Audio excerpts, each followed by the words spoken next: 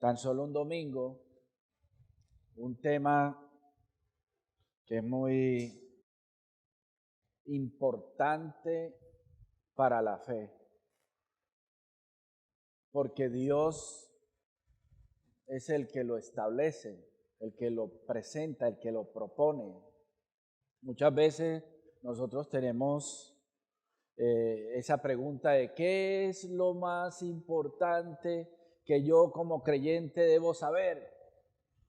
O siempre estoy queriendo oír un sermón o una enseñanza que me diga, bueno, aquí Dios me está diciendo esto y yo debo hacer esto.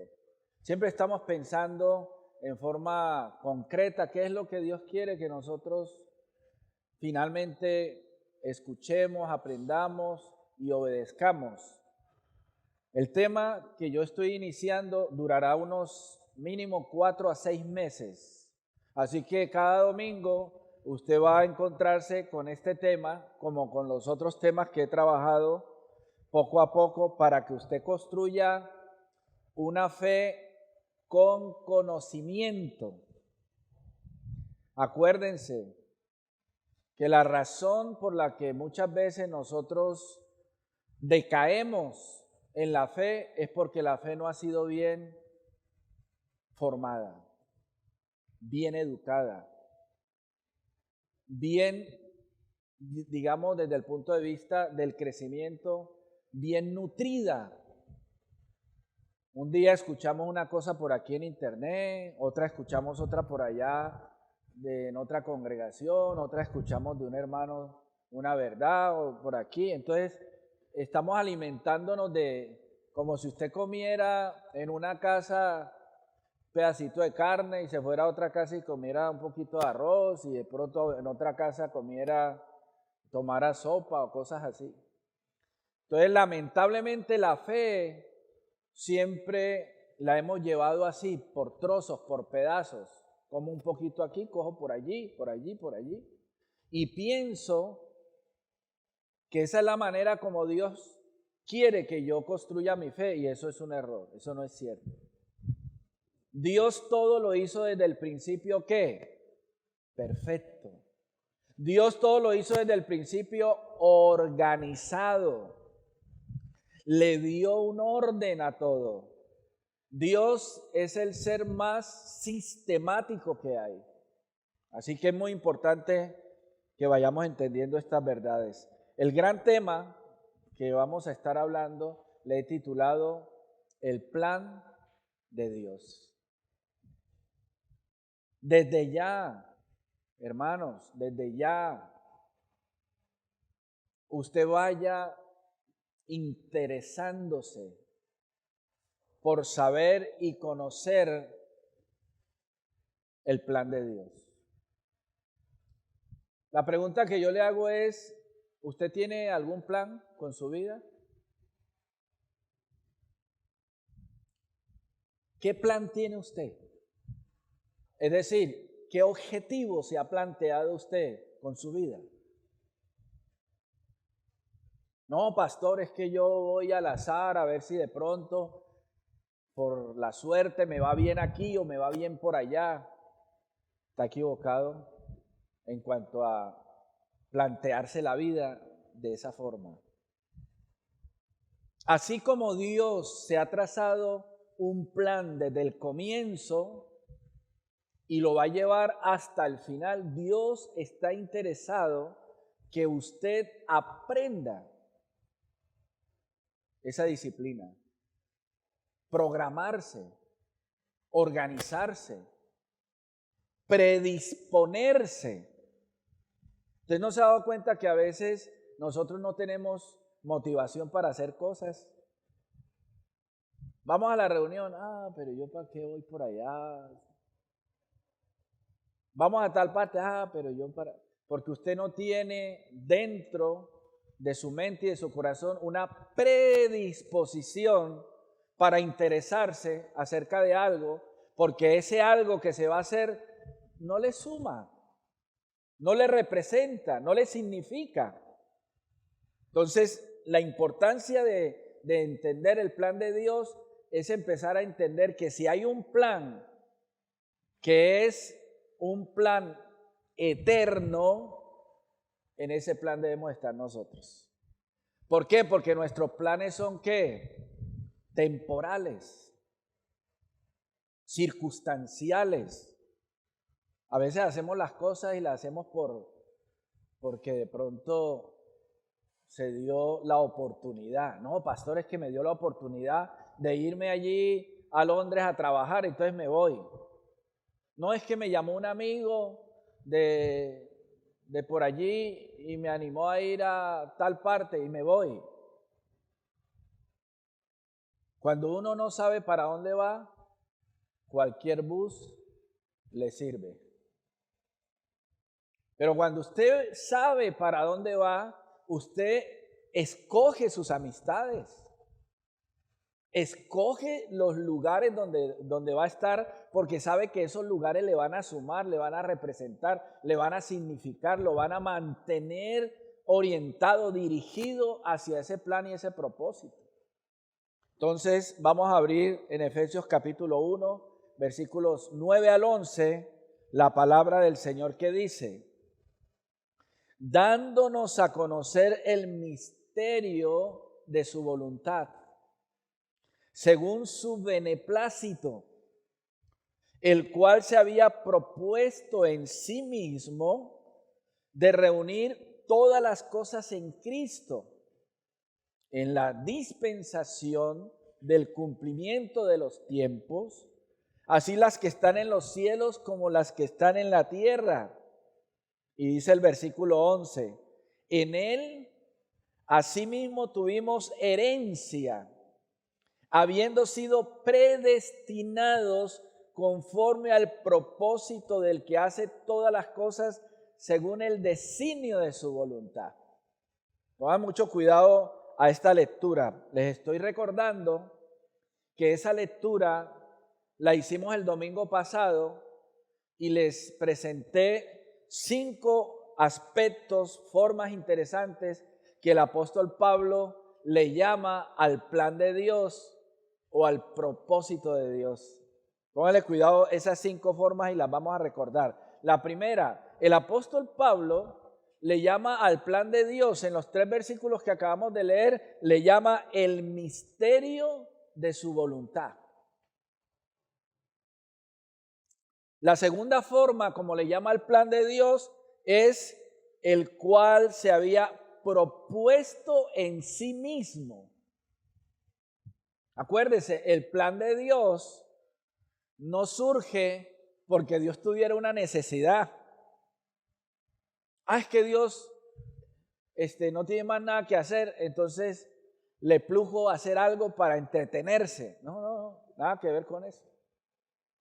¿Sabe quién es la mejor compañía de Dios? Dios mismo. Él es su mejor compañía. Porque Dios es ¿qué? Dios es un plural, Dios no es un singular. Dios es perfectamente uno siendo varios. Número 3, el plan de Dios. Le llama el apóstol Pablo la dispensación del cumplimiento de los tiempos. Una manera muy profunda e interesante de llamarle al plan de Dios. 4, conforme al propósito del que hace todas las cosas. ¿Cómo le llama Pablo aquí al plan de Dios? Le llama propósito. Y 5, el designio de su voluntad. ¿Cómo le llama Pablo ahí? El designio de su voluntad.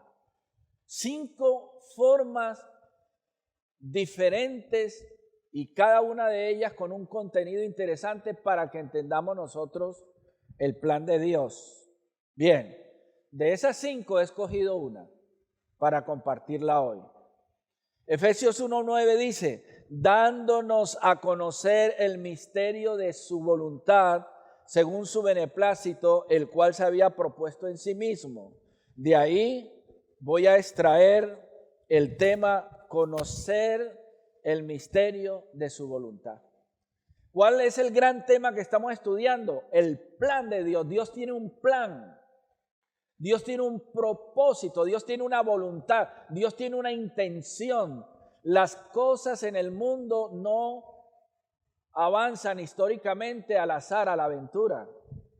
No, que al señor Biden de los Estados Unidos le dio por hacer no sé qué cosa contra los chinos o contra Rusia porque le plujo. Ninguno de los gobernantes de la tierra hará nada sin el consentimiento del Dios que creó todas las cosas, porque aquí el plan lo tiene ¿quién?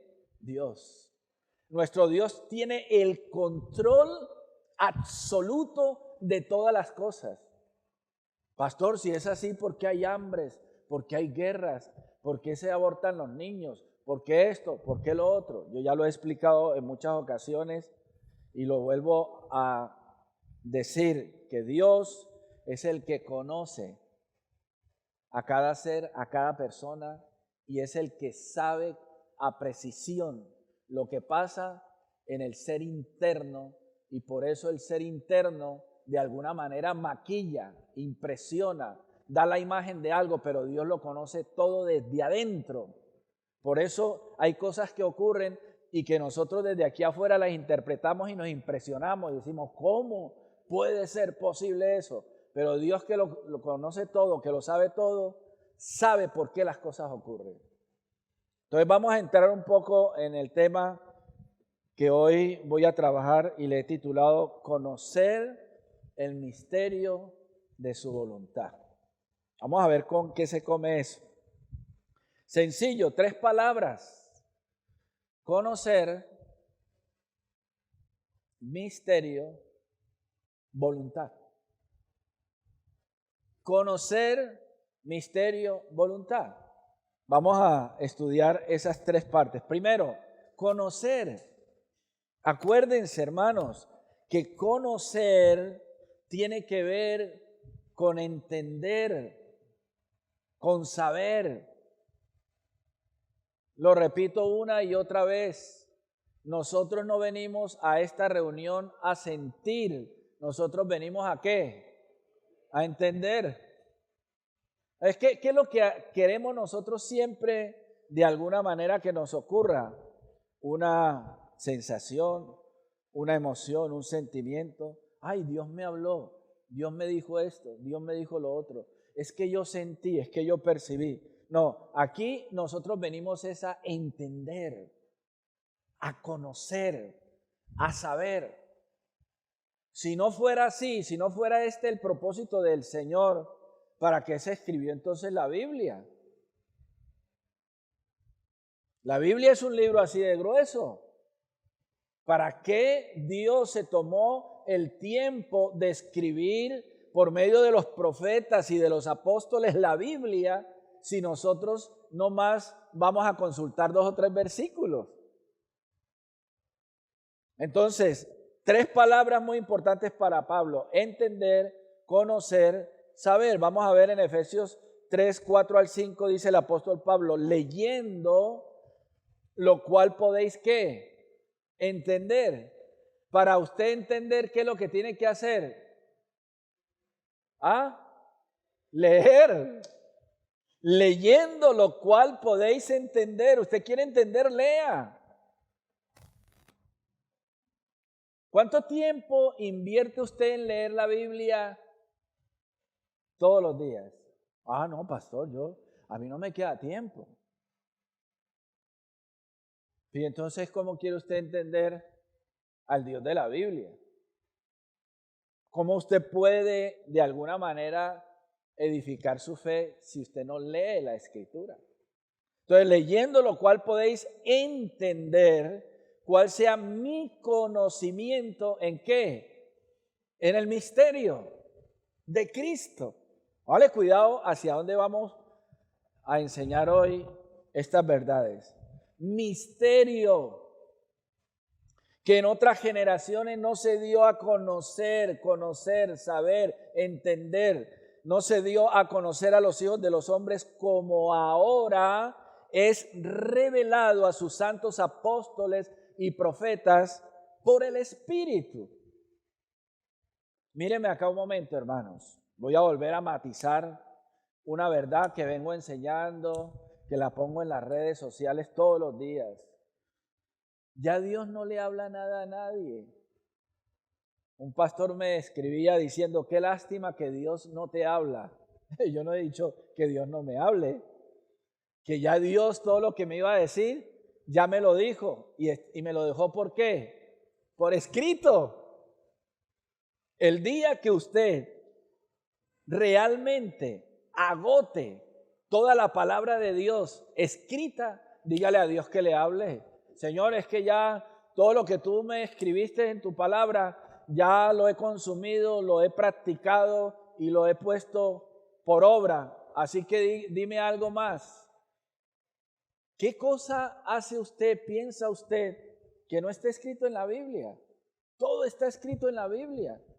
Así que, otra vez, hermanos, Dios usa apóstoles y profetas, los escoge por medio del Espíritu Santo y les da misterio y revelación. ¿Qué hicieron los profetas? Recibieron misterio. Ezequiel, lea Ezequiel capítulo 1, cuando Ezequiel está intentando describir esa gloria, esa manifestación de la gloria de Dios con carros y fuegos envolventes, está intentando comunicar tanta grandeza que el idioma no le permite describir al máximo. Pero eso era misterio.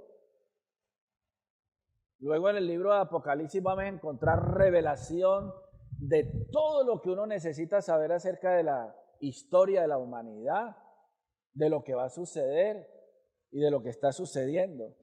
Apóstoles y profetas por el Espíritu. En Efesios 5:17 dice, el apóstol Pablo recibió suficiente revelación para que entendamos el plan que Dios diseñó. Por eso demanda que lo entendamos. ¿En qué usted debe invertir tiempo? En entender lo que está escrito. ¿Usted se acuerda cuando iba un etíope, eunuco, leyendo un texto y se le acercó Felipe y le dijo, ¿entiendes lo que lees? Y el eunuco le dijo, pero ¿cómo voy a entender si nadie me lo explica? Entonces la palabra del Señor está escrita para ser entendida por medio de alguien que tenga la capacidad de explicar lo que está escrito. Que eso es lo que estoy intentando hacer yo en esta ocasión. Vea lo que dice Efesios 5:17. Por tanto, no seáis ¿qué? No seáis ¿qué? Insensatos, necios, irresponsables, descuidados, sino entendidos de cuál sea la voluntad del Señor. ¿Qué es lo que usted en algún momento quiere que Dios le hable?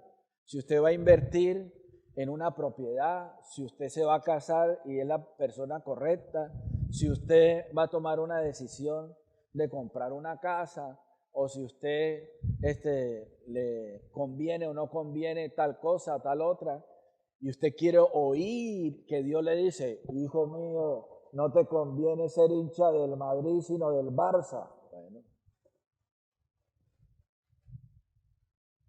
no compres esa casa, cómprate este lote. La gente quiere que Dios se convierta en el brujo o el hechicero o el agorero o en el horóscopo. Cuando Dios en su palabra nos ha dado las coordenadas de muchas cosas, cómo hacer negocio, cómo invertir, cómo identificar cosas que no... Mucho. Lea los proverbios que hay ahí, consejos en cantidad. No, Señor, yo quiero que tú me hables más. Entonces, el apóstol Pablo dice, no seáis insensatos, no seáis irresponsables, sino sed entendidos de cuál es el plan de Dios, cuál es la voluntad de Dios. Ahí se centra la enseñanza. Entonces la primera palabra que estudiamos fue ¿qué? Conocer. Ahora la segunda es misterio. misterio. Vale, cuidado. El apóstol Pablo menciona 12 misterios. Misterio de Cristo, misterio de su voluntad, misterio de la piedad, misterio de Dios Padre y de Cristo, misterio de la transformación, misterio de Cristo y la iglesia, misterio de la iniquidad, misterio de los gentiles, misterio de la fe, misterio del evangelio, misterio del endurecimiento de Israel, misterio de la sabiduría. 12 misterios. Y en esta ocasión estamos identificando solo uno. ¿El misterio de qué? De su voluntad. ¿Y qué debe pasar con ese misterio de su voluntad? Conocerlo, saberlo, entenderlo. ¿Cuándo es que yo realmente me debo gozar de la palabra? Cuando la entiendo. Hay danzo, hay salto, hay grito, hay lloro, me arrodillo. No cuando yo estoy extremadamente emocionado, sino cuando estoy extremadamente entendido. Cuando usted diga, claro, ahora entiendo por qué la Biblia dice esto, ahora entiendo por qué lo otro. Entonces, hay 12 misterios y estamos trabajando solo uno de manera soslayada, superficial. Ahí se los dejo. En internet lo pueden encontrar, cada una de las citas bíblicas. Seguimos. En Efesios 3:9 dice, y de aclarar a todos cuál sea la dispensación del misterio escondido desde los siglos en Dios que creó todas las cosas. Acuérdese, empezamos con la palabra conocer, ahora la palabra misterio y después la palabra voluntad, porque hay que conocer el misterio de su voluntad. Estamos tocando 3 palabras: conocer, misterio, voluntad. Y Pablo aquí dice de aclarar a todos cuál sea la dispensación del misterio. ¿Dispensación? ¿Qué es eso? La palabra dispensación ya la hemos estudiado el domingo pasado, que es la palabra oikonomía, que se traduce como administración.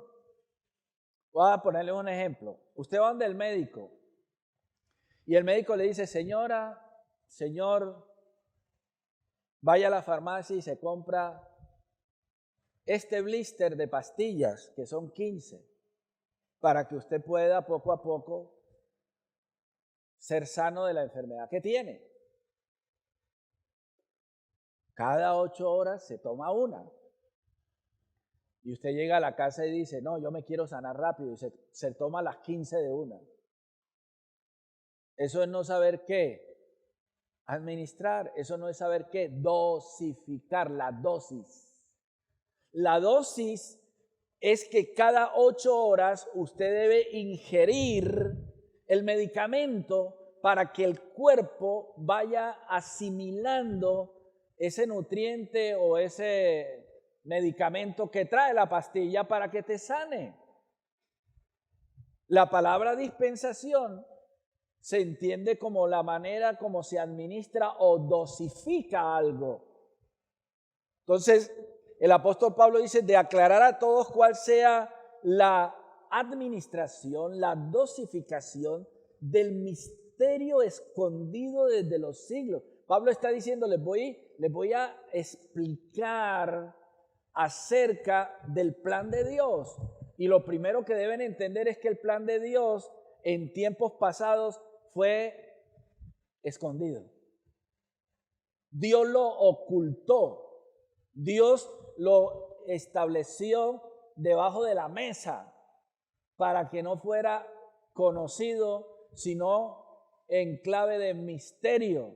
Por eso vuelvo y le repito, hermanos, ¿cuál es la razón por la que la Biblia habla en el Antiguo Testamento del tabernáculo? Del sacerdote, sumo sacerdote y levita en ese tabernáculo. ¿Y por qué en ese tabernáculo había un lugar que se llamaba atrios otro lugar santo y otro lugar santísimo. ¿Y por qué en cada lugar de ese tabernáculo había algunos elementos, como en el lugar santísimo estaba el arca del pacto y los querubines con las alas hacia el pueblo? Todo ese inmobiliario del tabernáculo estaba escondiendo verdades que iban a ser reveladas posteriormente, como por ejemplo el aceite de la santa unción. Cuando el sumo sacerdote iba a ser consagrado, le echaban un aceite desde la cabeza hasta los pies. Y ese aceite, que era llamado el aceite de la santa unción, que era una ceremonia, era un rito que solamente estaba representando o escondiendo lo que iba a ser revelado posteriormente, como yo les he enseñado acerca del cordero inmolado. Todos los días en el tabernáculo, en el templo, se sacrificaba ¿qué? Un cordero. Dele con el cordero, con el cordero, con el cordero, con el cordero. Hasta que en el Nuevo Testamento Juan el Bautista vio a Jesús y dijo: he aquí el Cordero de Dios que quita el pecado del mundo. Antes estaba escondido en la figura de un animalito, pero estaba escondiendo lo que iba a ser revelado. Tanto que si usted estudia el libro de Apocalipsis, casi por cada capítulo usted va a encontrar la palabra Cordero. En el libro de Apocalipsis, el Cordero inmolado de los siglos está sentado en el puro centro del trono de Dios. El Cordero ensangrentado. Entonces, esa es la manera como se entiende o como se aclaran los misterios que estaban escondidos desde los siglos en Dios. Por eso dice, de aclarar a todos cuál sea la dispensación del misterio escondido. Entonces yo voy a tocar un poquito esa expresión, el misterio escondido desde los siglos en Dios. Ustedes leerán al apóstol Pedro, que dice que los profetas indagaron y preguntaron acerca de la aparición del Hijo. Y dice el apóstol Pedro, y se les dijo que no era para ellos, que estaba reservado, guardado, sino para futuras generaciones, para nosotros. Dios lo tenía escondido. Efesios 3:9 lo dice. Miremos lo que dice Romanos 16, 25 al 29. Y al que puede confirmaros según mi evangelio y la predicación de Jesucristo, según la revelación del misterio que se ha mantenido oculto desde tiempos eternos. Entonces hay verdades que Dios, dentro de su plan, de su propósito, las mantuvo escondidas. ¿Cómo las mantuvo escondidas? En misterio. ¿Para qué? Para que no fueran tergiversadas. Póngale cuidado acá, míreme acá un momento, porque voy a decir algo que usted lo debe guardar en su mente y procesarlo. El apóstol Pablo, todo lo que está diciendo se refiere a la salvación de los gentiles, de nosotros, que no pintamos nada con el linaje de Abraham desde el punto de vista humano, físico. No tenemos ni un ápice de la sangre del patriarca Abraham. Y al patriarca Abraham le fueron dadas las promesas. Al patriarca Abraham fue que se le dijo: yo bendeciré a los que te bendijeren y maldeciré a los que te maldijeren. Serán benditas en ti todas las naciones de la tierra. O sea, todo el plan y el propósito de Dios, Dios lo vierte a través de un conducto, de un canal llamado Abraham. Y quien no se meta dentro de ese fluir, de ese transitar del plan, del propósito de Dios a través del patriarca Abraham, no recibe la bendición. Por eso es que el apóstol Pablo en Gálatas dice: y la simiente en la cual habrían de ser benditas todas las naciones, esa simiente es ¿quién? Cristo. A fin de que los que crean como creyó el patriarca Abraham sean llamados hijos de Dios. Y es por medio precisamente de la fe que nosotros llegamos a conectar con el sacrificio expiatorio de Cristo en la cruz del Calvario. Es en virtud de eso que los gentiles somos salvos. Somos llamados hijos, somos engendrados. Entonces aquí el apóstol Pablo está diciendo que ese misterio se mantuvo oculto desde tiempos eternos. ¿Cuál misterio? Que los gentiles iban a ser salvos por medio del sacrificio de Cristo en la cruz. ¿Y por qué Dios lo mantuvo escondido? Para que no fuera tergiversado y posteriormente fueran los gentiles impedidos de ser salvos por medio de Cristo. Bendito es el nombre del Señor. Déjeme acotar algo. He estado leyendo un poquito acerca de los mitos. Los pueblos de los siglos pasados desarrollaron mitos. El estudio de esos mitos se le llama mitología. La mitología griega, la mitología egipcia. Los pueblos como la China tienen mucha mitología.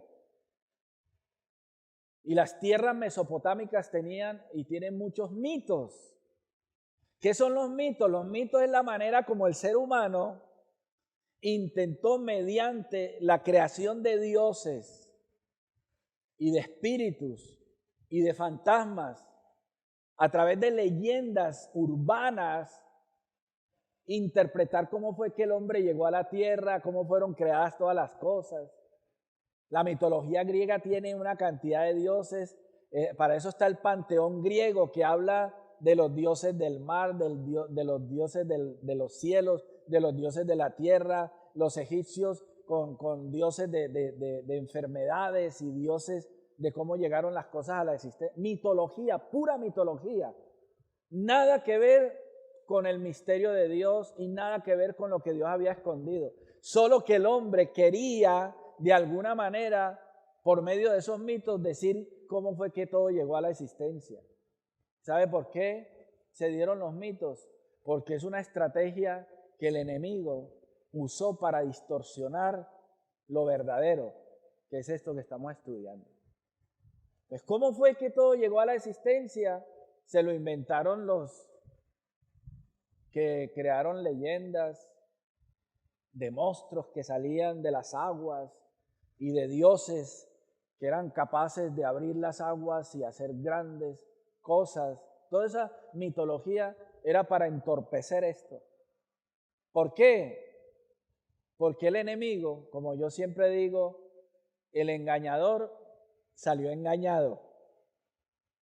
Porque Dios fue el que engañó al diablo para que el enemigo no distorsionara la verdad del evangelio, a fin de que nosotros los gentiles fuéramos salvos. Vamos a seguir entrando un poco en esto. Dice, pero ahora ha sido manifestado y que por la escritura de los profetas, según el mandamiento del Dios eterno, se ha dado a conocer a todas las gentes para que obedezcan la fe.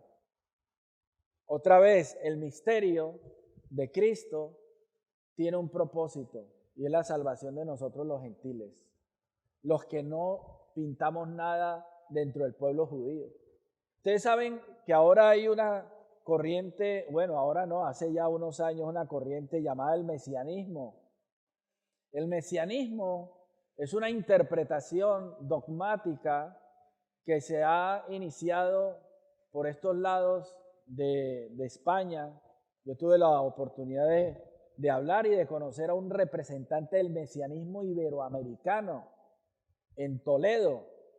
Estuve en una reunión con él y le oí hablar y le oí decir que todos nosotros los latinoamericanos, de acuerdo al apellido, se podía identificar como descendientes de alguna de las tribus de Israel. El gancho para atrapar a los gentiles que somos nosotros es hacernos creer que alguno de nosotros descendemos de alguna de las tribus de Israel. ¿Y cuál es la historia? Pues la historia usted la tiene que saber un poco, porque el pueblo judío en siglos pasados se vinieron por todo el norte de África. Llegaron hasta el norte de África en la parte donde en la actualidad es el sur total de España. ¿Y cómo se llama el sur de España? ¿Ah? No los oigo. No les oigo. Andalucía es un territorio muy grande, pero hay una parte más céntrica, más cercana del norte de África al sur de España. ¿Ah? No. Cádiz. No. Es que si a mí me dicen España, pues España es muy grande, Andalucía es muy grande, pero Cádiz y todo lo que tiene que ver con toda la costa donde desembocaron o llegaron los famosos, que ahí surge la expresión, hay moros en la costa. Por ahí fue que se metió la cantidad de judíos hacia España. Por eso se habla de que hay una judería española que llegó al sur de España y fue a dar hasta incluso Barcelona. Esos judíos, algunos pertenecían a una familia llamada los eskenazís. Los eskenazís fueron en su época la gente más rica del pueblo judío que fue a dar Alemania. Cuando hubo el holocausto nazi, la persecución nazi, estaban persiguiendo a esos grandes ricos de los judíos que fueron a dar por el norte de Europa, pero los que se vinieron por acá, por el sur, eran los judíos pobres. Cuando descubre España América, la mayor parte de judíos eran perseguidos en España por su, ¿cómo se llama?, cultura, religión, etcétera. Y muchos de ellos se cambiaron de nombre y se montaron en los barcos que iban a América. Y muchos de esos judíos se pusieron apellidos que terminaban en Z, Hernández, o que tuvieran alguna terminación que les identificara con el lenguaje latinoamericano, de tal manera que América Latina, sobre todo a países como Colombia, como Venezuela, Centroamérica, llegaron muchos judíos con nombres latinoamericanos. Según, esto lo estoy diciendo según los mesiánicos.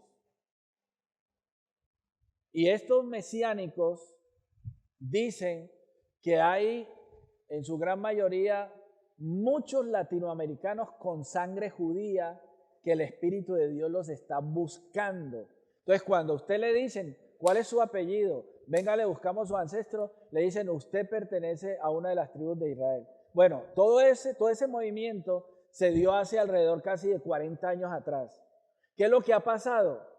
Yo, que he tenido la oportunidad de estar en Jerusalén y de estar en Tel Aviv y en algunas partes de lo que es Israel, he encontrado muchos latinoamericanos en Israel. Muchos. ¿Y qué hacen esos latinoamericanos por allá? Convencidos que ellos son descendientes de los judíos, descendientes de alguna de las tribus de Israel, y buscan la bendición de Dios en Jerusalén. ¿Qué hace la mayor parte de cristianos de América Latina, tanto protestantes como católicos? Ir a Jerusalén. Quienes hemos estado en Jerusalén en los sitios emblemáticos donde supuestamente el Señor fue enterrado, donde fue sacrificado y todo eso. Yo estuve en la tumba donde dice que estuvo Jesús, un hueco ahí que no tiene ninguna vida, y la gente adorando ese lugar. Hay una piedra donde entran y se postran ante todo eso, buscando la bendición.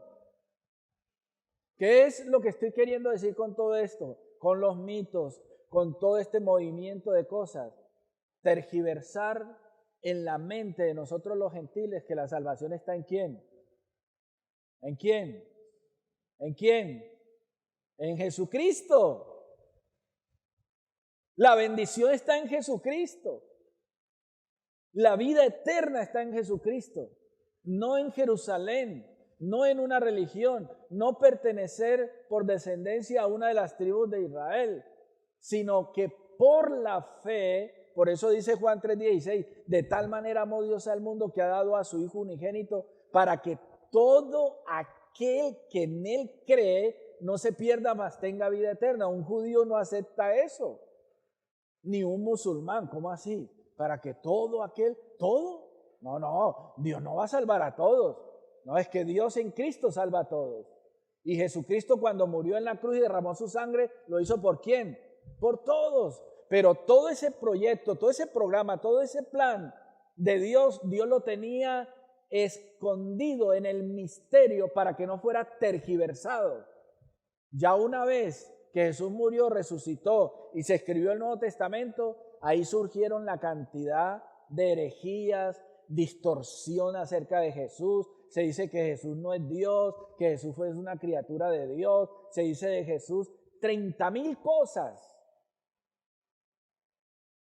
Pero gracias al Señor que nos lo dejó por escrito.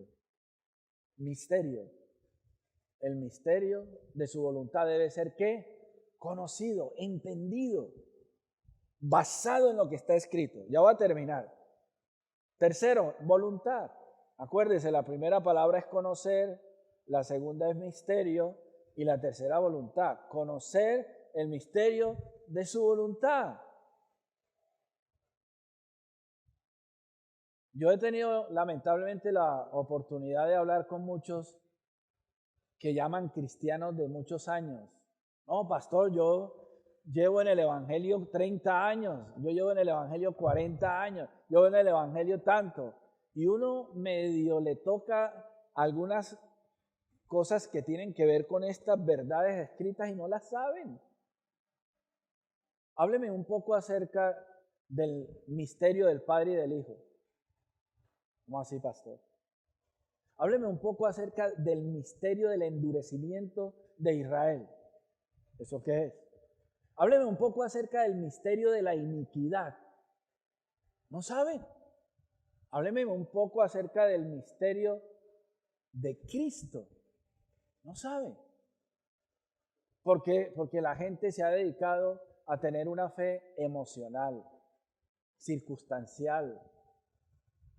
Yo quiero que Dios me toque, que Dios me sacuda con su gloria. Eso está mandado a recoger. Hay que venir ¿a qué? A entender el plan y el propósito de Dios. Bien, la voluntad de Dios tiene que ver con su propósito, con su plan. Dios tiene un plan. Dios tiene un propósito.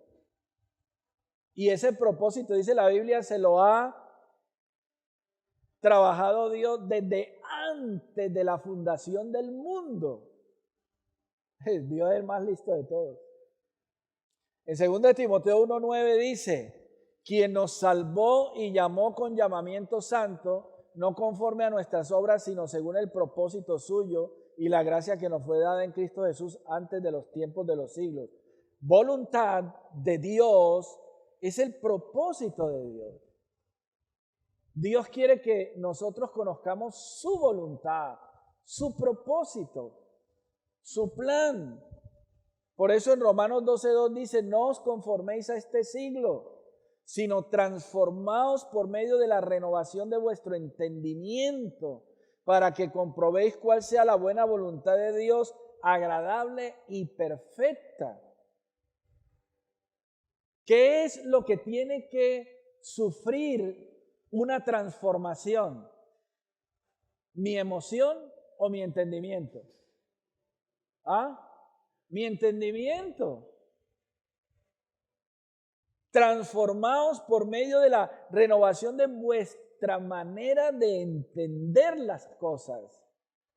Entonces, cuando uno viene a la verdad del Evangelio, lo primero que el Señor le habla a uno es acerca de la metanoia, palabra que ya hemos predicado y enseñado muchas veces, que se traduce arrepentimiento. Y la gente ha entendido que arrepentimiento es compungirse, emocionarse o dolerse de haber hecho tonterías. No, la metanoia o arrepentimiento tiene que ver con la transformación de mi manera de entender la verdad, de entender lo que está escrito en la palabra. Yo tengo que ser transformado, como dice el apóstol Pablo, de gloria en gloria hasta la misma imagen del Hijo. Ah, sí, pastor, entonces, como el Hijo es barbado y con pelo largo, así muestran a Jesús la religión, entonces yo tengo que parecerme. Entonces hay por ahí mucha gente con túnicas largas, pelo largo y pareciéndose a Jesús. No, nosotros somos transformados de gloria en gloria hasta la misma imagen del Hijo en la manera de entender, de pensar. Dejémoslo ahí. Recuerde que hoy hemos hablado del gran tema, el plan de Dios.